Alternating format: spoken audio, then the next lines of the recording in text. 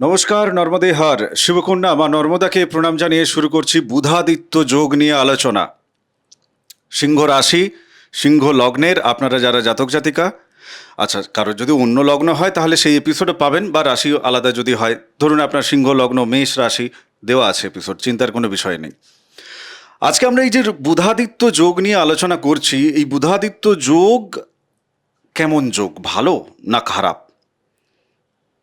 কি করে বুধাদিত্য যোগটা তৈরি হয়, কিভাবে বুধাদিত্য যোগ তৈরি হয়, আর আপনার জীবনে আপনি বুধাদিত্য যোগের ফল কবে পাবেন? 65 বয়সে গিয়ে, নাকি 15 বছর বয়সে, নাকি 25-এ? এই জায়গাগুলোকেও কিন্তু তুলে ধরবো।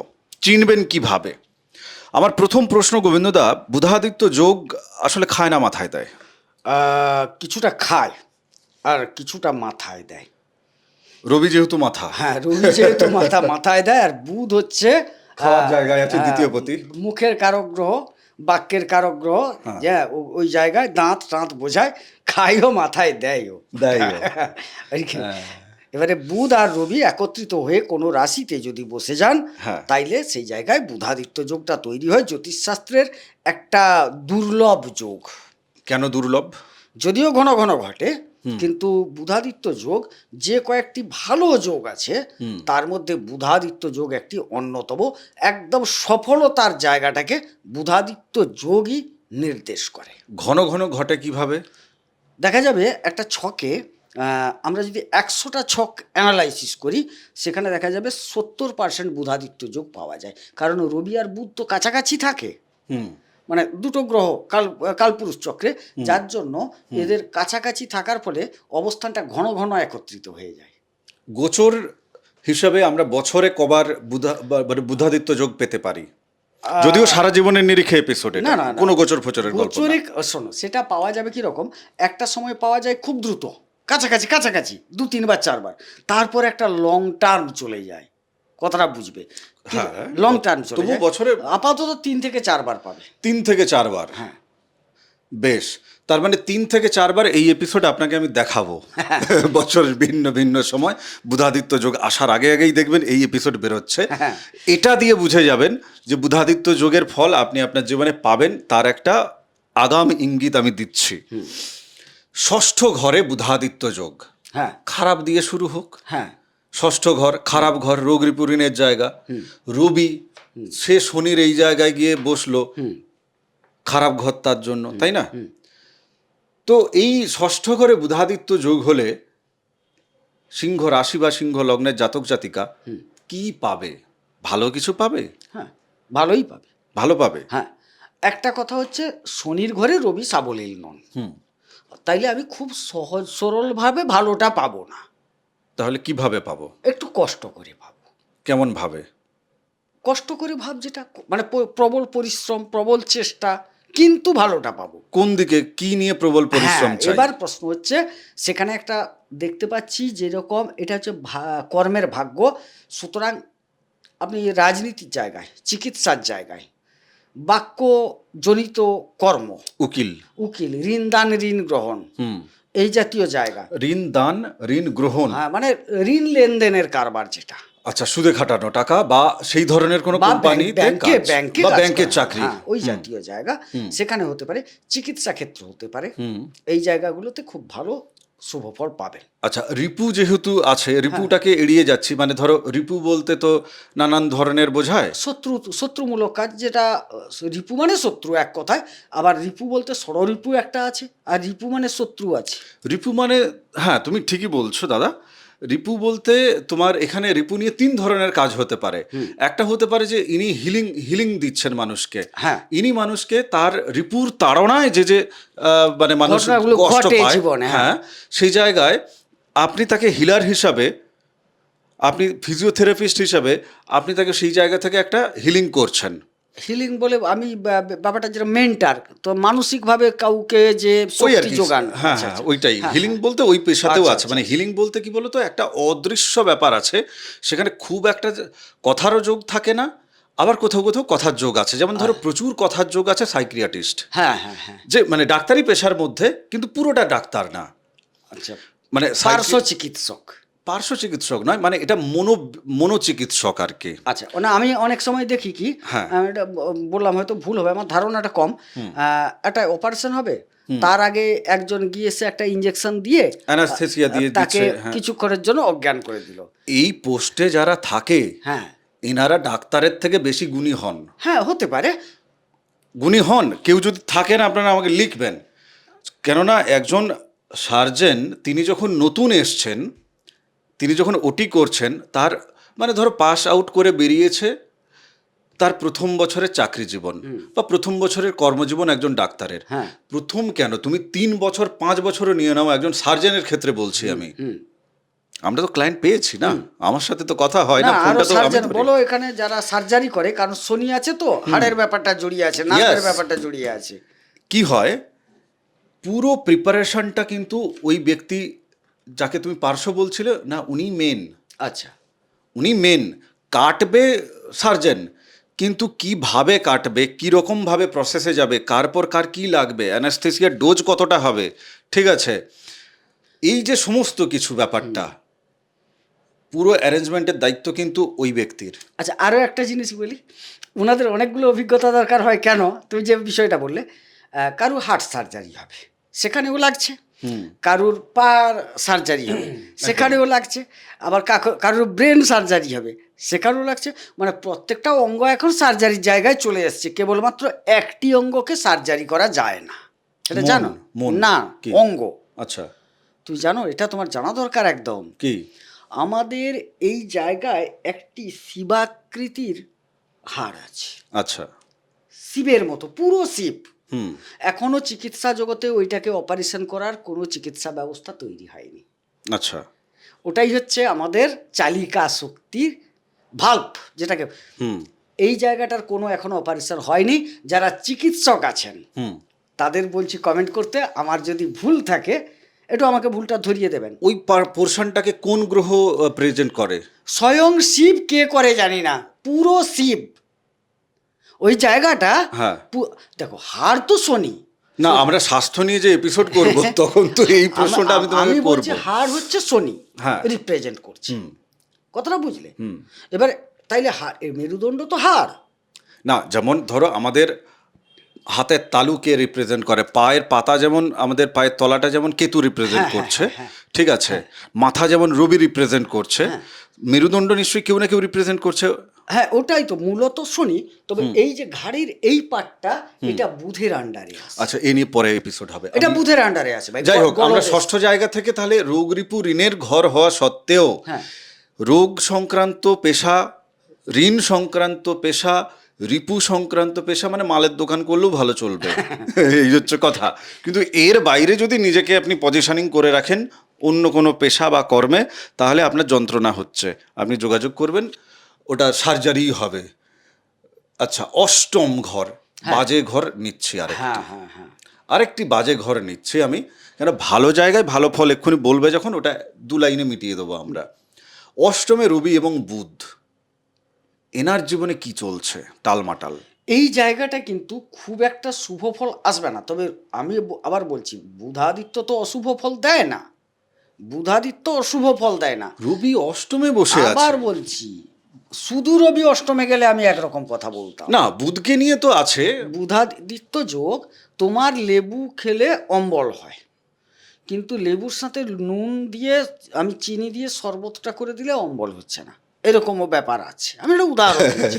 সে তো আছে। এবারে এই জায়গায় কিছু একটা সরাসরি ক্ষতিকারক, তার সাথে যখন কিছু পাঞ্চ হয়ে যাচ্ছে, তখন কিন্তু রবির একক অবস্থান বা বুধের একক অবস্থান ধরা হচ্ছে না, ধরা হচ্ছে বুধাদিত্য যোগ। এখানে বুধাদিত্য যোগ খুব একটা সাবলীল নন। আচ্ছা, কি কি ফল দেবে বলো? বলি, সাবলীল নন, বুঝতে হবে, যার জন্য তোমার কথাটাকে তো মান্যতা দিচ্ছি, কিন্তু একাধারে আমাকে দেখতে হবে লগ্নপতি তিনি। হ্যাঁ, সেটা তো উড়িয়ে দিলে হবে না। না, এবারে লগ্নপতি যখন যান, তুমি যদি অষ্টমের ক্রিয়ায় না যাও, নিজেকে নিজে ধ্বংস করে ফেলবে, তোমার অর্থ ধ্বংস করে ফেলবে, বাজে কথা বলবে, বাজে কথায় জড়িয়ে গিয়ে বিপদে পড়ে যাবে, ইত্যাদি ইত্যাদি। কিন্তু তুমি অষ্টমের কর্ম চলে যাও, উপার্জনও ভালো হবে, সব সঞ্চয়ও কিছু, ভালো হবে, হ্যাঁ, শরীরও সব, ভালো থাকবে। সব শরীরও ভালো।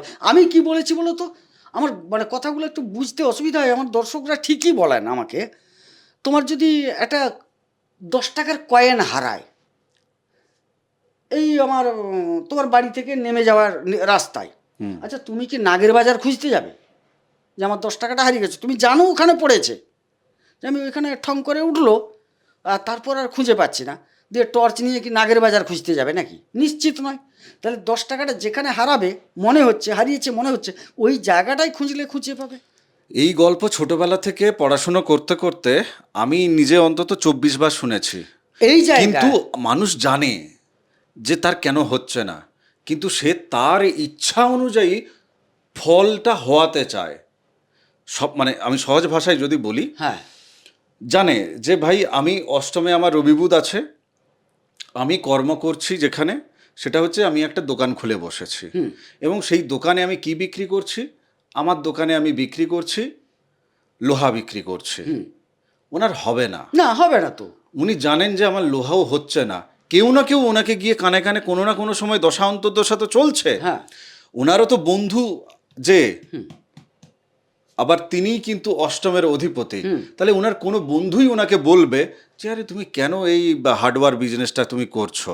এটা তোমার কর্ম তুমি নয়। একটা কাজ করো না, পাশেই তো হাসপাতাল আছে, তুমি এখানে একটু স্ক্র্যাচ বিক্রি করো, যাদের হাড় ভেঙে যাচ্ছে তারা স্ক্র্যাচ নিয়ে যাবে, তুমি সেগুলো বিক্রি করো, দেখবে হয়ে যাবে। না, ওটা ঠিক পোষাচ্ছে না। তুমি হাসপাতালের কাছে গিয়ে করো, অন্য কোনো ব্যবসা করো, হাসপাতাল সংলগ্ন কাছে গিয়ে অন্য কিছু করো। হ্যাঁ, জেলখানার কাছে গিয়ে করো না, শ্মশানের কাছে গিয়ে করো। শ্মশানের কাছে গিয়ে করো না, অসুবিধা নেই। দেখো, একটা শনি রিলেটেড কাজ, ব্যবসা ওনার ক্ষেত্রে প্রযোজ্য। আচ্ছা তুমি আমাকে বলো, অসাধারণ একটা জায়গা, এই যে অষ্টম ঘর বৃহস্পতির, অষ্টমে বুধাদিত্য যোগ, চাষবাসের জন্য যে মানে তথাকথিত মানুষের জন্য বিষ, কিন্তু গাছের জন্য সেগুলো তো অমৃত সম না। কীটনাশকের যে দোকান টোকান, এটা যদি করে ভালো চলবে? অ্যাকচুয়ালি দোকান বিষয়টা এখানে টিকবে না। আচ্ছা কি করতে হবে মানে তাহলে? অষ্টমস্ত বুধের, রবির জন্য যে ব্যবসাটা খুব একটা, বুধ ব্যবসাধিপতি, আমি যার জন্য তোমাকে অষ্টম সংলগ্ন জায়গায় ব্যবসাগুলো বললাম। এবারে অষ্টম সংলগ্ন মানে কি, ওই যে ক্ষয়ক্ষতি ধ্বংস এই জায়গাগুলো যা যা ঘটে সেই জায়গায়। তবে এই জায়গায় বিদেশ রিলেটেড কাজ করো, ব্যবসা করো। বিদেশ রিলেটেড এক্সপোর্ট ইম্পোর্ট বলছো? হ্যাঁ হতে পারে, বিদেশি কোনো দ্রব্য নিয়ে করতে পারো। প্রথমত ব্যবসা করতে না বলবো আমি, আচ্ছা যদি গায়ে পড়ে করতে চাও তাইলে ওগুলো করো। কেননা এনার তো ব্যবসার দিকে তো মন যাবে, কেননা লগ্নাধিপতি যখন অষ্টমে গেছে, পড়াশুনোটা বা জীবনের যা যা সিদ্ধান্তগুলো উনি নিচ্ছিলেন, সেই সিদ্ধান্তগুলো তো খুব একটা নিজেকে ডেভেলপ করার জন্য নিতে পারেননি, যদি প্রতিকার প্রতিবিধান না করে থাকেন। নিজেরই তো ধ্বংস নিজেই রচনা করছেন না? নিজের ধ্বংস নিজে রচনা করবেন। আমি এখানে পরামর্শ দেব, আপনি কোনো কোম্পানির কাজে যুক্ত হয়ে যান, ঝামেলা মিটে গেল। একদম ওখানে ব্যবসা হবে না, এবং বাড়ি থেকে দূরে চলে যান, বাড়ি থেকে একটু দূরে যান, বা বিদেশি কোনো কোম্পানি, হ্যাঁ তার প্রোডাক্ট নিয়ে আপনি বিজনেস আপনি করছেন। কিছুটা একটা করুন, যেখানে আপনি সরাসরি লাভ ক্ষতির জায়গায় থাকবেন না। আচ্ছা, মানে আপনি কর্মচারী হচ্ছেন। কর্মচারী থাকুন, তাতে কিন্তু আপনি ডেভেলপ করবেন। আপনি যদি মনে করেন আমি ব্যবসা করব, যেহেতু বুধ আমার আছে ব্যবসাধিপতি অষ্টমে, সার্জারি করে ওটাকে ঠিক করতে হবে। হ্যাঁ আচ্ছা, একাদশে রবি এবং বুধ, তুখর উপার্জন হবে, তুখর উপার্জন হবে, নিজে উপার্জনে যুক্ত হবে, মানে সঞ্চয়ও হবে, সব কিছু হবে। মানে একাদশে বুধাদিত্য যোগ যাদের আছে তাদের কপাল নেহাত মনে হয় মানে ভালো। এখানে সিংহ লগ্ন বা রাশিতে বুধাদিত্য, সেকেন্ড হাউসে বুধাদিত্য, একাদশে বুধাদিত্য, নবমে বুধাদিত্য, তুমি জানো না কি মারাত্মক ফল দেবে, কারণ লগ্নটা রবির, বুধ দ্বিতীয় এবং একাদশের অধিপতি। ভাবছো ব্যাপার, ওই জন্যই এতটা গুরুত্ব দিয়ে বলছি যে এদের যদি কোনো কারণে ঘটে যায়, এরা সামলাতে পারবে না। মানে কি, এত আয় হবে, এত উপার্জন হবে, এত সঞ্চয় হবে, তবে প্রশ্ন তো তবে এই লগ্নে বুধাদিত্য হয়েছে, প্রবল সফলতা ধরা দেবে, নিশ্চিত বলে দেওয়া যায় চোখ বন্ধ করে। আমি কেন, প্রকৃত যারা জ্যোতিষী করেন এক কথাই বলবেন, আপনি জীবনে সফল ব্যক্তি। ঠিক একটু সফলতাটা যতটা প্রত্যাশা করা গেছিল হলো না, কেন? প্রশ্নটা আসবে কেন? যে লগ্নে বুধাদিত্য, রবি নিজের ঘরে, সেকেন্ড অধিপতি বুধ বসে গেছে, যে একাদশ অধিপতি বসে গেছে, চর্চাটা হওয়ার দরকার আছে। এই জায়গায় দেখো 3টি নক্ষত্র পেয়েছে, মঘা, পূর্ব ফাল্গুনী, উত্তর ফাল্গুনী।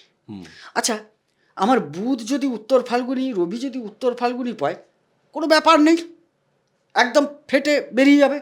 দেখা গেল রবি শুক্রের নক্ষত্রে পূর্ব ফাল্গুনিতে বসে গেল।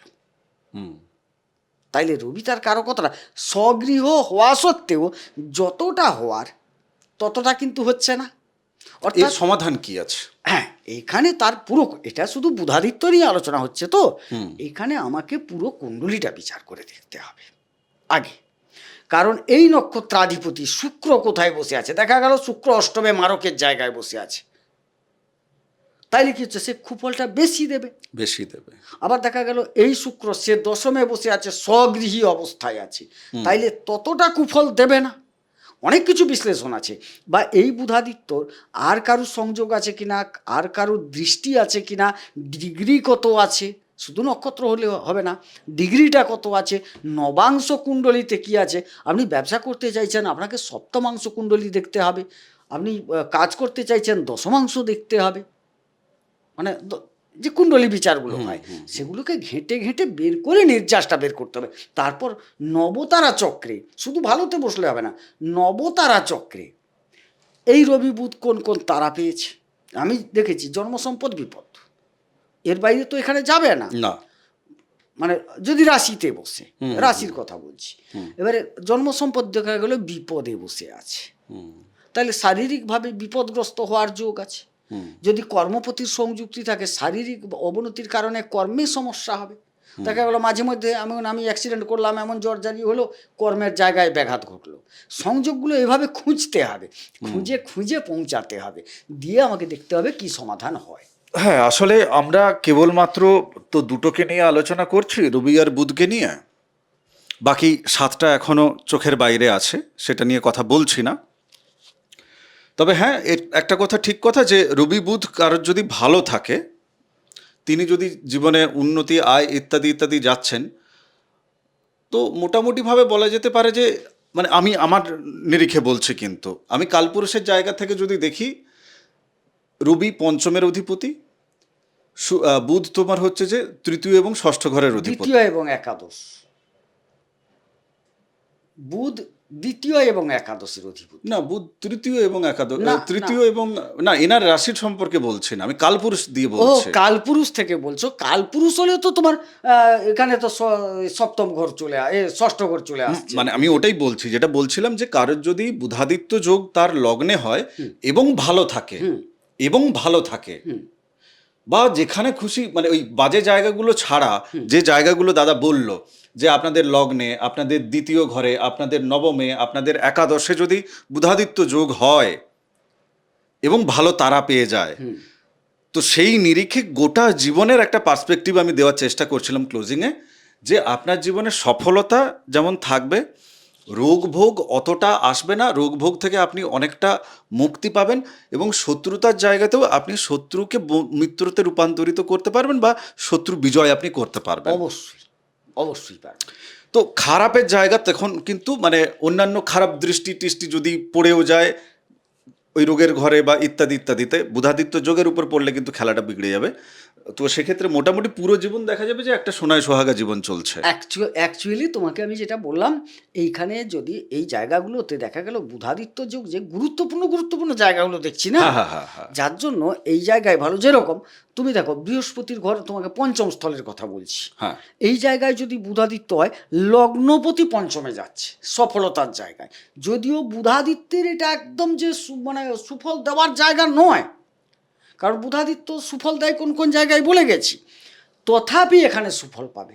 একে বৃহস্পতি মিত্র জায়গা, দ্বিতীয়ত লগ্নপতি বা রাশিপতি পঞ্চমে যাচ্ছে, সফলতা আনতে যাচ্ছে, উচ্চশিক্ষা আনতে যাচ্ছে ব্যাপারটা, তাইলে সেখানে সফলতা পাবে।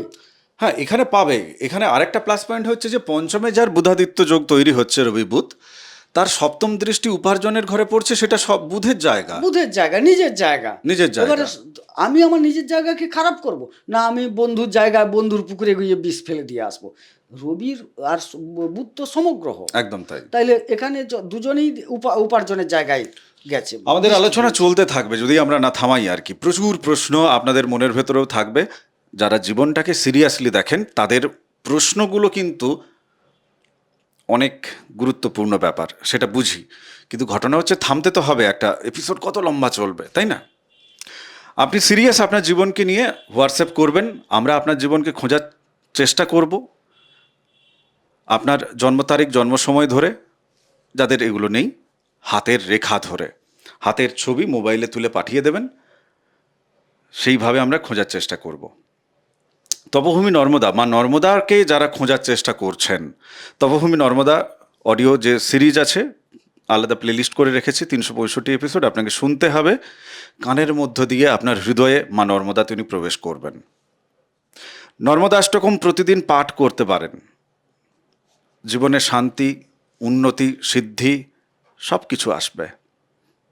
ফ্রিতে পাবেন নর্মদাষ্টকম। আমাকে লিখুন, যে নাম্বারটা হোয়াটসঅ্যাপে বুকিং নাম্বারটা আছে ওখানেই লিখুন, আমি ফ্রি অফ কস্ট দেবো, যে পিডিএফ বই দিন, আমি পাঠিয়ে দেবো আপনাকে, কেমন? চ্যানেল সাবস্ক্রাইব না করে রাখলে প্লিজ সাবস্ক্রাইব করে নিন, একটু উৎসাহ পাবো আমি। ভালো থাকুন, সুস্থ থাকুন, ভক্তির পথে থাকুন। নমস্কার। নর্মদে হাট। নর্মদে হর।